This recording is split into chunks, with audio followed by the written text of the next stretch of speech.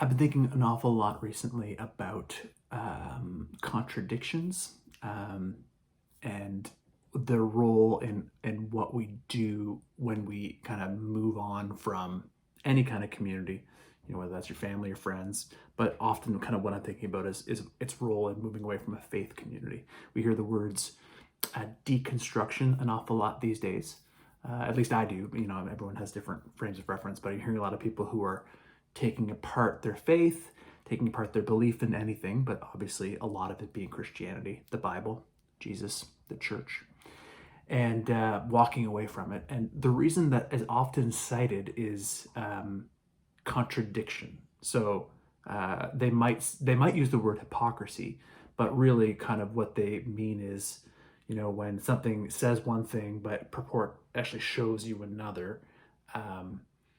That disconnect is often what ends up causing a lot of frustration and a lot of pain for people. So it could be hypocrisy, but it could also just be, examples that get cited a lot is like, hey, look, there's multiple gospel accounts. There's 4 different gospel accounts. They all say different things. Or there's 2 different creation accounts, or one that, I've heard before and that we stumbled across just the other day in a conversation was like from Proverbs, I think it's chapter 26, where there's 2 Bible verses kind of almost back to back. They're separated by a few, but it says, answer a fool according to his folly, blah, blah, blah. And then the other one says, do not answer a fool according to his folly. And so you go, see, it's all bunk. Throw it away. And so this is kind of near and dear to me because I obviously I think for a lot of reasons, but a lot of these people are my friends and my compatriots, and it's kind of sad to see people walk away from this kind of stuff. But it's also close to my heart because I am the eternal devil's advocate. My wife reminds me all the time, I argue the other side. It almost seems like I do it for giggles. It's not really for fun. It's because I really genuinely see the other side.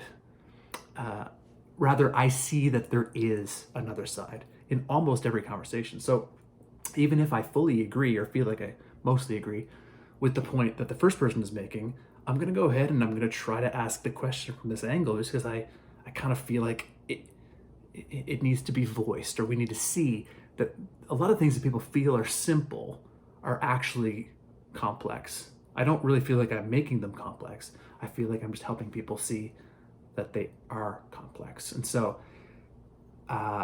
you might not be surprised to hear that I love words. Maybe you don't care that much for words. That's fine. But I love words.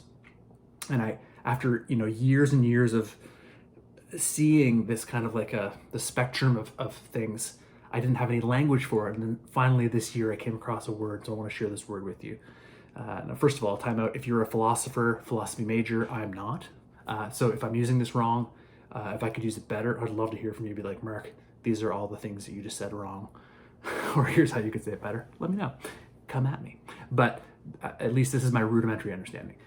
The term that we'll say here is dialectic. Dialectic. Try saying it. It's really fun. Dialectic. Or dialectical thinking. Sometimes a more or less complex way of saying it maybe is I've seen the word unity of opposites, but I like dialectic. I think that's fun. So there's a couple different ways you can approach this. There was this like an 18th century German philosopher named Hegel. I think that's how you pronounce it, Hegel, George Hegel.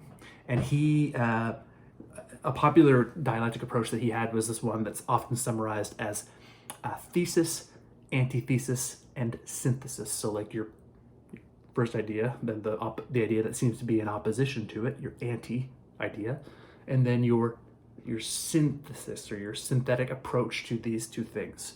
So I'm not great at examples, but I think of this: taxes are terrible. Taxes are pretty useful. Let's just have moderate taxes. I'm sure you could think of a better example. But so that's a really an average way that people would think about this kind of synthetic thinking or this dialectic thinking, two opposite kind of approaches, and so we kind of meet in the middle.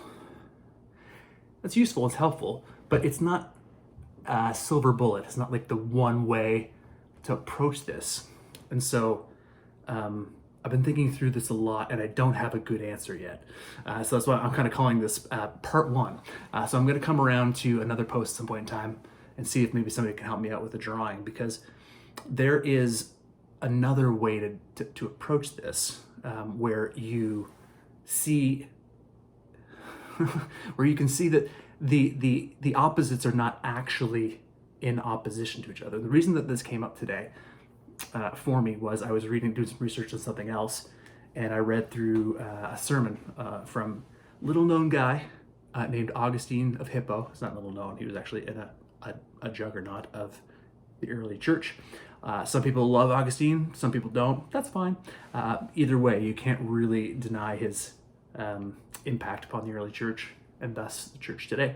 So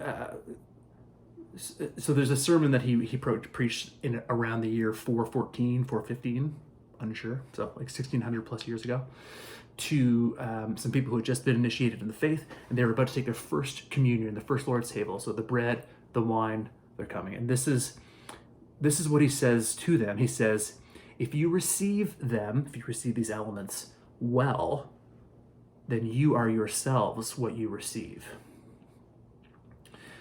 Which is a beautiful image. I tweeted somewhere else on it, you are what you eat. So you kind of become the thing that you eat. It's great. But there's also kind of some other stuff throughout here that kind of alludes to the idea, because the Lord's table is kind of like a sacrifice in some ways, and there's a lot of really fascinating research into that. But the bottom line being that he kind of hints throughout this sermon that the initiates, that they themselves are the sacrifice, that which is being given at the table. But if you read, the overwhelming witness of the New Testament, as far as I can read it, is that Jesus is the sacrifice. Jesus himself says, take and eat, this is my body broken for you. It's always usually posited as the fact that it's the body and blood of Christ, not of the people themselves. So what is that? Is there a synthesis of this thesis and antithesis, where it's, we'll meet in the middle somehow and it'll kind of be both or neither? I don't think that's the case. I think there's something else at work here. And so anyway, I'm interested in exploring a funnel type scenario where you can see that at the end of the day, things that might seem like they are in opposition actually are not in opposition. And that's really the heart behind this, and I can't imagine that most of you will have made it to the end of this anyway. And I know that I have a really limited viewership on these videos. I make them as much for myself as for anybody else, but I do hope that they help some people. But who I'd really love to see this is people who at one point in time really felt like they connected with Jesus.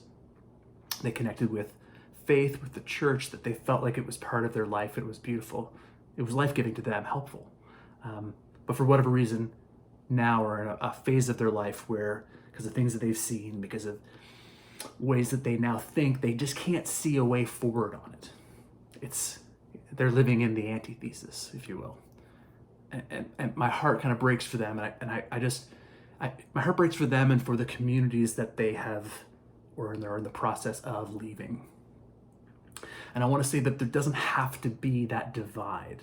That actually, it seems like this is a relatively recent phenomenon, that people, when they have questions or when they need to tear things apart and look under the hood, that the almost automatic response is either they self-exile or they are expelled in some way. It doesn't seem like that has been, up until this point, the universal reaction of people who go through this. And I don't think it has to be. And so, hear that, if anybody's listening, hear that, and know that there are ways of holding those things together. And maybe the reason that opposites attract is because they're not actually necessarily in opposition to each other. I'm going to show you a little picture of my dog here before I go. Oh, she's sitting so good, sitting so pretty.